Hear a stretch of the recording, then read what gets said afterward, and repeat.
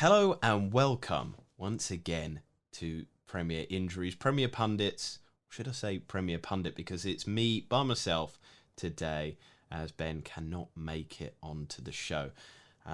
It's just one of those game weeks where I'm riding solo once again, like Jason Derulo. But I hope you still enjoy the show. I hope you still enjoy the channel, because make sure to like, subscribe, and to share these videos, because we got a lot of content coming out over the next few weeks, months, all this year, and forever onwards. We're growing, we're expanding here at Premier Injuries. We're not just Premier Injuries, we are the Premier brand, here to give you the Premier input on all things Premier League of the highest standard. We're going to be talking tactics, injuries, data, and all things useful for you with your fantasy Premier League teams. But even if you just want to know a bit more about the beautiful game here in Britain. But we turn our attentions to the fantasy Premier League circuit, and game week 21 was an interesting one. We're going to have game week 22 preview here, just a little review of last week though. And I thought I'd had big brain 1000 IQ play here. I thought, I was like Megamind, and my brain was just spilling out of its skull with a treble City defence. And lo and behold, what happened? Stones and Cancelo were both rested. So Pep was back to his usual baldness, fraudness to the maximum capacity, and it upset me. But I think Cancelo, Diaz, I find hold. Stones' position worries me just a tad because of Laporte playing in there. Maybe there might be rotation, but you'd say, Pep, come on, Pep. Focus on the fact that Man City have been so good when it's Stones and Diaz partnership. But this is Pep. He does what he wants. He YOLOs it, doesn't he? But in terms of my fantasy team, I had a strong bench. It saved me, and I had a good big green arrow. I'm up to 600k. I'm feeling positive, because at the end of the day, this season has been really difficult kind of to tread through. We're doing it with trepidation. And a lot of the problems have been caused by inconsistency, but also by injury news. And so I've been given the latest injury news from Big Ben himself. So he's still here in our presence, in all our hearts. But he's given me the news that Castagne is still out with a hamstring injury. And that same news also applies to Jamal Lascelles from Newcastle. Now, the big one, which is going to be worrying a lot of people in the FPL community, and does make for an interesting discussion, because actually last week I was saying, should we have him in our teams? Well, Mane is the man out at the moment with a muscle injury, as yet unsure timeline with it. But on a positive news, Lacazette has been declared fit, and he is already and raring to go with Arsenal, still with some good fixtures in the future game weeks, and also some great underlying data there for the Gunners. And also, Patrick Bamford should be okay, according to Ben. Rodrigo is out, but the news is Patrick, who has become a bit of a darling in the FPL community, especially with his comments this weekend that even he had himself in his fantasy Premier League team, just makes you love the Leeds forward a little bit more. And my dislike towards him, because I didn't think he was going to do well, has dissipated just a tad. But Ben's not here, so don't tell him I said that. Anyway, let's go into the defence here, because this is where Ben and I, in previous weeks, where we've kind of said this is where the money is at the moment. We've seen a lot of low scoring, not a lot of goals going in at the moment, and none more so than for Arsenal, with 5 clean sheets in their last 6. The thing is, Holding looks like the one to hold in that team at 4.5, great price and looking good value for money. The team is playing very well at the moment, and just looking at the fixtures as well, we like to contextualise the fixtures here. They are given up as medium value difficulty, but it's Arsenal playing Wolves, Aston Villa, Leeds, City, Leicester and Burnley in the next 6. Now, I'd say 3 to 4 of those are cleanable. I'd say Wolves, probably. Aston Villa, doable. Leeds will be difficult, but on their day they can be thwarted. City, probably not. Leicester, unlikely, but then you've got that Burnley one as well, the team that sometimes love not to score and just defend deep. They do it so well, no criticism there. I'm definitely a paid-up member of the Dyche fan club, but Arsenal are averaging about a 0.63 positive XG over the last 7 matches, which is really high quality. So much so that Infogol has actually described the form, that kind of form of 0.63 positive XG, is that of a team that finishes in the top 6. So the side are especially good defensively at the moment. They've tweaked the forward and doing well there. Obviously, the signing of Martin Odegaard buoys the side a little bit. It gives them a little backup to Emile Smith-Rowe, who's done a fantastic job really giving life back to the front line and those strikers there that looked devoid of chances but now are looking good. And also Arsenal are really good on the road, which makes some of these fixtures that I've kind of spelled out to you there, Aston Villa away, Wolves away, Burnley away, Leicester away, maybe they can turn that into a positive, because statistically, looking at it, Arsenal are only just behind Manchester City as the second best defence on the road in away games in the Premier League. So it's not a bad shout there. Holding looks like a good one. If you want to get more into the attack, maybe Bellerin. But I would say there's not a lot of goals coming from that Arsenal defence at the moment. Holding's a good stick, and maybe he might get involved with a goal with a set-piece situation. But 2 teams that I'm focusing on here are top 4 defences over the last 6. And these were ones that we've waxed lyrical about quite a bit this season, and another one that we tempered interest. So the first one is West Ham. Cresswell, really good, top scoring defender this season, but you've got Koufal there as well. Really looking solid at the back there, West Ham. They obviously had that difficult game with Liverpool, but we kind of removed that from thinking, because at the end of the day, it's really hard to do bits. It's basically the Man City Liverpool games are difficult ones, but then you look at the games on the horizon: Villa, Fulham, Sheffield United. You've got Tottenham and City, but then Leeds after that. There's some good defensive fixtures there, but also the ability for Koufal or for Cresswell to kind of get involved with the attack, because those two have been really creating a lot of chances, and of course Cresswell is on the set pieces. But I turn my attention as well to the other top 4 defence. It's Leicester. Now, they're continuing to have that little rise that we expect. They had a really tough game against Leeds though. Had questions, but the underlying data's there at the moment.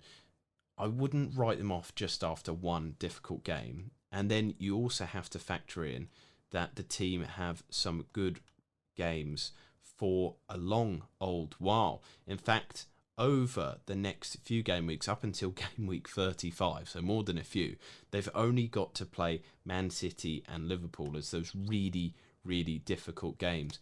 Whereas there's such a good run, and towards the end of the season they play Man United, Chelsea, Tottenham for those last 3 difficult ones. But there's a sea of green, there's a sea of teams there that don't score a lot of goals, and they are a good long-term fixture in your FPL side. Now, the other reason why we had quite a few worries here, Ben and I and the team at Premier Injuries, was we were looking at it and we were thinking who's going to be coming into that team.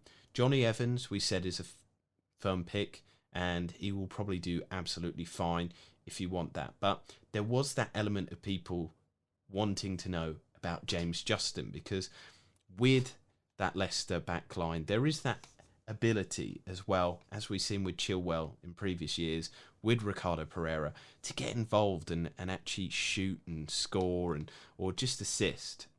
Now, it's looking like James Justin is nailed in the team for the moment, so he seems to be an alright own. You don't have to worry too much about him, and that means that you can kind of own him without that worry that maybe Ben and I kind of pointed to in the previous weeks. So Leicester, West Ham are good ones to own at the moment. And one to look at after this game week as well is Burnley. I think that the Clarets look good defensively.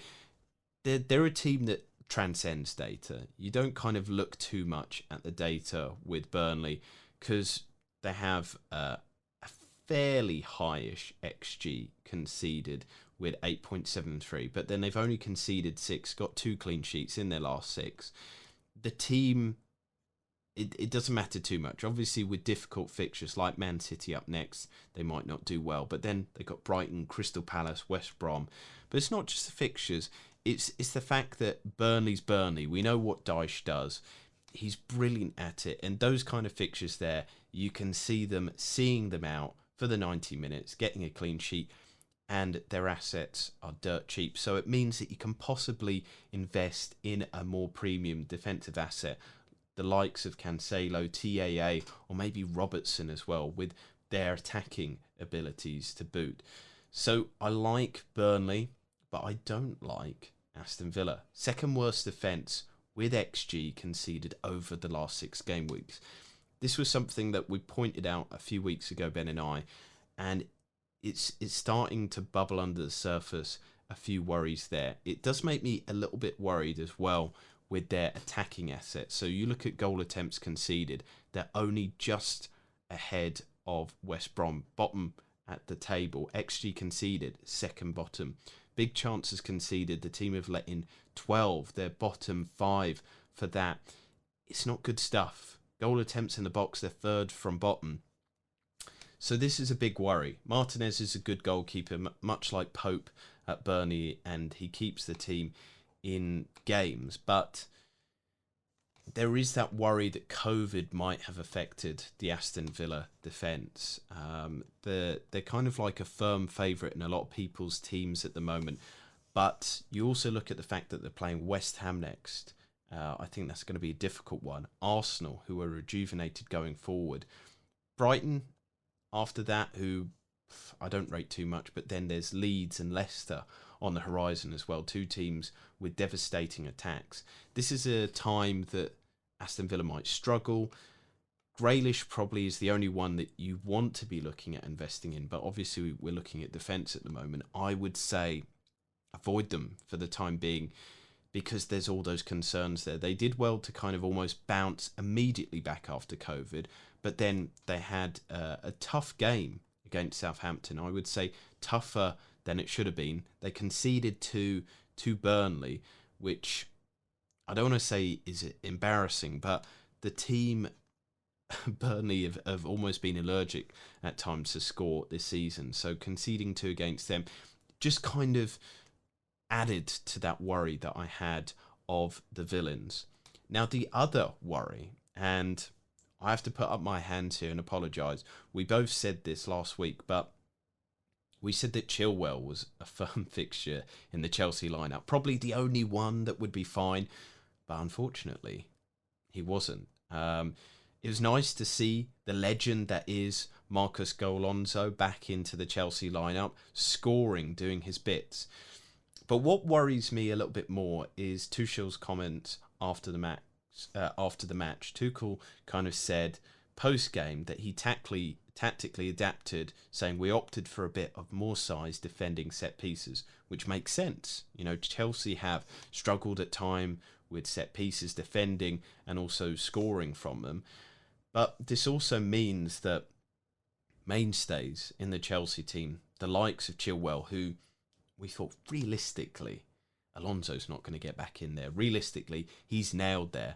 Well, unfortunately, this is the Tuchel problem. He could potentially bring some really great attacking, beautiful football for Chelsea, but it does mean that FPL assets are not secure.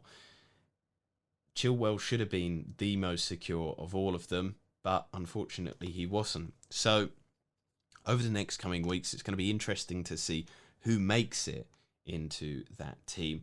We'll be keeping an eye. 4.5 Rudiger may be a shrewder way in. I don't know. But the interesting thing is it seems no one is safe under Tuchel. And my final point, maybe less of a warning because I don't think many people are going for them at the moment. But keep an eye on them. Plucky, lucky Brighton, I think, is the right description for them at the moment. Very much on the side of luck, because they could finally be matching their data. But the thing is, and what makes me apprehensive about confirming that they're suddenly a good side, is they've had 20-odd game weeks to do this. They've had 3 back-to-back clean sheets. They've had their first win. That's a big thing at the Amex as well. But the thing is, it's taken this amount of time to get that first win, to get playing well. And so I have this reluctancy to actually get involved or talk or be positive about them, because one would assume that because it's taken that amount of time to get those results, that they are the lucky ones and the rest of the time the team have not been good enough. They try and play good football, beautiful football, but they've had too many kind of mistakes in them. However, the new goalkeeper might be the kind of turn that they needed, because Matt Ryan, unfortunately, just wasn't doing the bits. He wasn't preventing enough goals. But I just have those reservations that they've suddenly turned the corner at the moment. Now, moving on to the midfield, and I've just talked there about Chelsea not being good enough to own them at the moment. But the flip side is Hudson-Odoi has 2 back-to-back games under his belt. He looks to be one of the ones that Tuchel really believes in. At the moment, Chelsea seem to be playing basically 5 in attack. Tuchel likes the 5v2 or 3 defensive overloads with his attackers. But I also like that Hudson-Odoi's got 5 chances created, shots in the box. He's getting involved in there. 0.75 XGI, the most of any Chelsea player, plus the assist. The interesting thing is we know that Chelsea can be good. They're littered with talent. They've got all these players there at their fingertips that they can do really, really well with. But the sad thing is obviously under Lampard, they haven't been able to realise that talent. But again, it's whether he'll be starting at 5.7 price. I really like him. I would like to own him. And if he starts again next week, it's going to make it hard for me not to get him in, because he looks to be the one set to do the best under Tuchel. One of the players that I'm still loving at the moment, amongst mids, Barnes is 5th best for XGI. I really like watching him at the moment. I think he did fantastically well in that Leeds game. But the frustrating thing about him is he gets lots of chances. He gets lots of chances in the box, but he is quite wasteful. I'd say keep with Barnes, trust in him. I think more people need to trust in him, because a lot of people kind of flooded towards Maddison, who will be involved. But with Fulham and Wolves up next, but also Aston Villa after that, there's a lot of potential there. As I said, Leicester have got some really good games on the horizon. And I think whilst Vardy is injured, Barnes is going to take up the reins and be the attacking player. But hopefully as well, with Vardy back, it'll almost spring that Leicester team into how brilliant it can be. We know how good it can be. We saw it at periods last season. They just need to get that consistency, and hopefully that consistency rubs off onto Barnes. Now, to keep an eye on, another situation to monitor is Gundogan, because Jesus did fantastically well leading the Man City team this weekend, but it meant that Gundogan was back in his more original position of a maker, breaker, creating, assisting the assister kind of position that he was before. But Aguero has also said that he is back after COVID, training, and his return may be imminent. So we'll let you know more about that. But it means that Gundogan is playing deeper and maybe not getting in those good positions that he once was, getting those shots in the box, creating good chances. So temper interest there. Again, as well, a little bit of warning on those Villa assets. Just because their defence is so bad at the moment, they might continue scoring lots of goals, outscoring in games, and their attacking data is still quite good. But it just worries me that anybody apart from Grealish might struggle. And we've seen the likes of Watkins kind of underperform his XG and his data. So the thing is with this downturn in defensive data, there's this two-pronged thing of either it's just a short-term blip and they'll get back to it, or how long until that affects their attacking assets as well. So it's really one to monitor and keep an eye on. But there's also that third prong of the argument that maybe the defence won't be as good, but they'll continue attacking. It's an interesting situation. Now, the final one on midfielders is who to captain this week.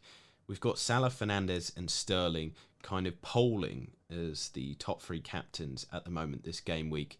Salah, obviously, against Brighton, but people have that anxiety that obviously Brighton have got 3 clean sheets and they're doing well, but they're away from home. They're at Anfield, Fortress Anfield. That was slightly taken down a peg or two by that loss to Burnley.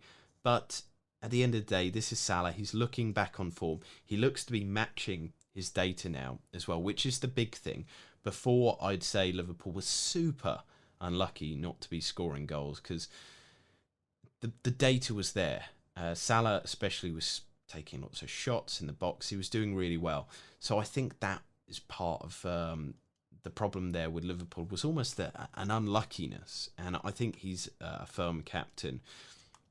The other one, as I said there, is Fernandes versus Southampton. Southampton haven't posted good data, but there's this little worry that I have with Man United at the moment. The side are underperforming XG, which they haven't done really before this season. They've scored 7 goals from 10.45 total expected goals, and they're going through a bit of a lull. They got very shown up by Sheffield United in a strange old game, very strange old game. But they also were lacking, devoid of chances in that game against Arsenal as well. Their underlying data is still top 4. They're still good. But this is what we said of Liverpool a few weeks ago. And so my leaning is more towards Salah than Fernandes, because Salah, just off the back of 2 goals, Liverpool looking quite good, 6 in the last couple of games. They're in their scoring, frame of mind at the moment, whereas Man United seem to be going through that little Liverpool dip that we've seen over the last few weeks, and you kind of want to get on the players that are buoyed, are feeling good at the moment. And with Mane out, I think Salah has more responsibility for all this sort of thing. People have kind of said, oh, Salah does better when Mane's not there. I'm not sure how much I believe that, but what we do know for certain is that the burden is firmly placed on Salah's shoulders at the moment, whereas previously it would have been Mane and Salah. Chances might have been shared, where a lot of the stuff is now going to be coming through the main man. So I think that gives me that preference there. And I would also choose Salah over Sterling as well. We saw the Pep roulette wheel. I think Sterling will be back, but it's Burnley. They're a tough old side to play against. I know that Pep is one of the few managers that knows how to play through the tough old side. But again, Sterling hasn't been of his exemplary form. He has had 9 returns in his last 10. But that underlying data that you kind of see with Salah, lots of shots in the box, high XGI, it's not been there for Sterling over the last few game weeks. So if you kind of compare maybe shots inside the box, Salah's up there with 13, Sterling's further down with 10. You've got 3.56 XGI for Salah over the last 4 game weeks, whereas Sterling, even with this kind of high scoring City's 2.48, I'm not saying that Sterling's bad. He's still a good choice, and if you don't have Salah, he's a fair captain's pick. But what attracts me more to Salah is just his underlying data is much better, and we know that basically everything's coming through him, whereas Man City have got other options. If Jesus or even Aguero's kind of back, they'll be getting the options as well, whereas most of the Liverpool attack will be coming through him. But I'm going, and we're moving this talk onto forwards. I'm going with a very maverick pick for my captain this week of Mikel Antonio. He's second best for XGI of all players over the last 6. He's actually underperformed his XG, scoring less than it, and it's only 1 goal less, but I think the fact that he is underperforming shows that he's got so much more potential, and maybe he's not got that 100% sharpness that saw him have the best XGI per 90 in 2020. He was leagues ahead above many other people. But the other thing for me is, like I said, West Ham have a top 4 defence over the last 6, but also West Ham have had a very good attack over the last few game weeks. Again, over the last 6, West Ham actually have the 4th best XG non-penalty. They've created lots of big chances created total. The team are doing well. I think that the side are doing all right, and I think previously West Ham underperformed their XG because Antonio wasn't there putting the chances away, and we've seen Allaire leave the club because obviously the club didn't think he was good enough to put these chances away. Now that he's back, Antonio will be ready and raring to put these into the back of the net. And then up next, so this is the big reason why I'm captaining him, is he's playing that Aston Villa defence, the team that's been bottom or second from bottom on a lot of the defensive data. So I think this one makes sense in my head. I don't think it's a big gamble because this was Antonio's first blank since game week 18. He's been ever so consistent since Project Restart, and just all through 2020 he was consistent, so much so exemplified by that high XGI per 90, the best in the Premier League. So I don't think it's a big gamble that a lot of people might say it is, but a lot of people are sleeping on his captaincy potential this game week. But I do get that the other games are pretty good as well. Man United against Southampton, City against the likes of Burnley, and obviously Liverpool versus Brighton. It's good ones. So another warning that I want to give is Callum Wilson definitely a trap at the moment. Very lucky. The team actually did create a high XG in that game, but Everton are just not looking good at the moment. There's something wrong there. The team aren't ticking over. I was worried about their attack last game week. I gave warnings to Ben. DCL could come back to life in this game against Leeds, but Wilson, no. Just avoid at the moment. I wouldn't entertain him because there seems to be problems going on behind the scenes at Newcastle as well. Steve Bruce's strange comments that we're going to play my way. Well, what have they been doing for the last year and a half then? It doesn't ring well. It doesn't ring true with me.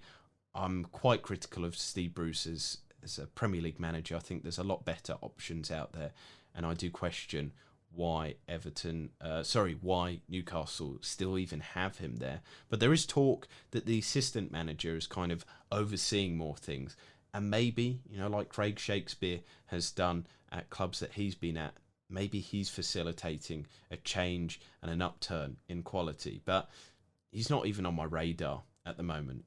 But the final one, and it's interesting to see that Dominic Calvert-Lewin was captained by a lot of people last week, but Everton are really out of form. However, more than 50% of the top 10k managers have him in their side at the moment. I just think that I wouldn't get him out this week because that would be absolutely crazy with the Leeds game on the horizon. But at the moment, there's just something not clicking for Everton. And I think, the best forwards at the moment seem to be Antonio and Bamford. Obviously, Bamford went through that spell, but Bamford is getting loads and loads and loads and loads of chances, and that's why he's doing well. I think a better forward would probably score a lot more, could be on like 20 plus goals already for the quality that Leeds are giving him. But Bamford's doing well. He's doing all right, and it's nice to see that there's this upward arc in his quality. I'm just really annoyed with Martial still, and he's not doing a lot at the moment. But hopefully we've done a lot for you and given you some great kind of insights. I was flying solo, but Ben will be back very soon, and he is in other videos that are going out this week, so don't worry, he'll be back on your screens very soon. But from me, thank you for tuning in. Good luck with your teams, and again, make sure to like, subscribe, and share this video, especially with your friends, to give them the fantasy insights from here at Premier Injuries.